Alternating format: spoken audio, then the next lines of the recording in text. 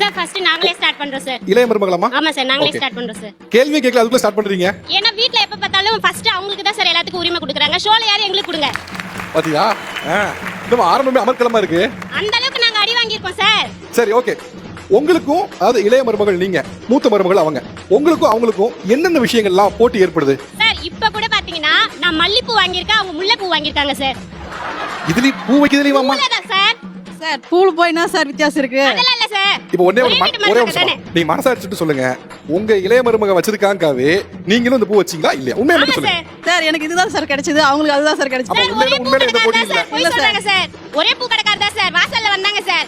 நான் மல்லிப்பூ வாங்கும்போது என் தங்கச்சி வாங்குறதே கொடுங்கன்னு சொல்ல வேண்டியதானே சார்? எனக்கு ஆப்போசிட்டா வாங்குறாங்க சார். சார் அக்கா வாங்குறதே நீங்க கொடுங்கன்னு சொல்லிட்டு. ஓகே, இப்போ நீங்க வந்து வீட்ல இருந்து வேலையில பாக்குறீங்க. மூத்த மருமகளா இருக்கவங்க வெளிய போய் வேலைக்கு போறாங்க. இப்போ அவங்க என்னென்ன வேலைகள் செஞ்சா உங்களுக்கு கொஞ்சம் ஒத்தாசையா இருக்கும்? சார் நான் ரொம்பலாம் எதிர்பார்க்கல சார். சனி ஞாயிறு லீவ் கிடைக்குதா? லீவ் நாள்ல வேலை செஞ்சா போதும் சார்.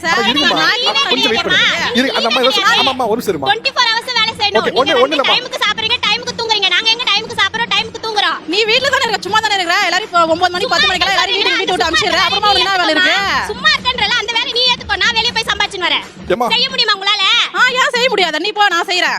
யார் பொறுப்பேத்துறாங்களோ அவங்க ஏத்து செய்ய வேண்டியதா. நாங்க வந்ததுக்கு அப்புறம் போட்டி நம்ம ஏன் செய்யணும்? நம்ம அதிகாரம் பண்ணனும். நீங்க அதனால சொன்னீங்கன்னா செய்வோம்.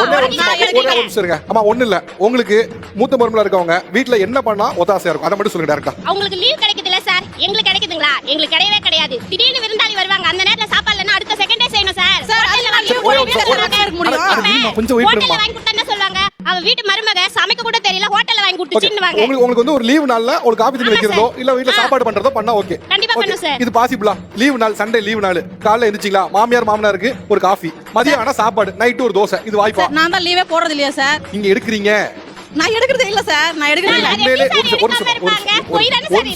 இதுக்கு நீங்க உண்மையிலே லீவ் வந்து வேணும்னே எடுக்காம இருக்க மாதிரி தெரியுது. அதேதான் சார் வீட்டு வேலை நீங்க செய்ய சொல்ல முடியாம லீவ் எடுக்காம இருக்காங்க. சரி போடு, அவங்க வேலைக்கு போடு, நான் வீட்டு வேலை எல்லாம் பாத்துக்கிறேன் சார். இப்படி ரெடி. அப்புறம் என்னமா அடுத்த வாரமே இன்டர்வியூ அட்டெண்ட் பண்றீங்க? 4 கம்பெனில ஒரு கம்பெனி செலக்ட் ஆறீங்க. என்ன சார் வேலை ரெடியா இருக்கு, ஒரு கால் பண்ணனா நீ வந்து ஜாயின் பண்ணிடுமான்னுவாங்க. ஆனா நான் ஆரம்பிக்கும்போது ரொம்ப சாஃப்ட்டா ஆரம்பிப்பான்னு நினைச்சேன். ஆரம்பமே பெரிய அமர்க்கலமா இருக்கு. யார் பெருசு அடிச்சு காட்டு அப்படிங்கிற மாதிரி பயங்கரமா அடிச்சு